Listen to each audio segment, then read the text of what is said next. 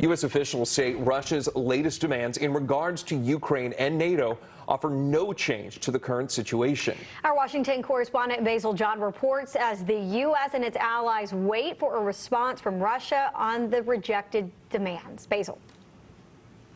Well, Laura, Bill, good morning. And yes, Russia demanded a written response, and this latest message from the U.S. and NATO could determine if a war breaks out in Europe. There is no change. There will be no change. In a letter to the Russian government, the U.S. refuses to give in to Moscow's demands. We make clear that there are core principles that we are committed to uphold and defend. Secretary of State Antony Blinken says the U.S. and NATO will hold their policies in place and not allow Russia to dictate how this situation is handled, including Ukraine's sovereignty and territorial integrity and the right of states to choose their own security arrangements and alliances.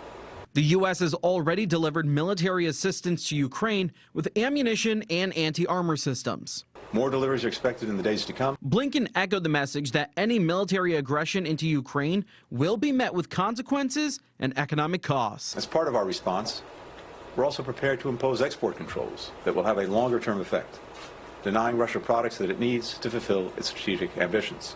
And White House Press Secretary Jen Psaki says Russian President Vladimir Putin needs to think about the consequences his country would face. And that includes impacting business and economic interests of President Putin and the leadership of the Russian government.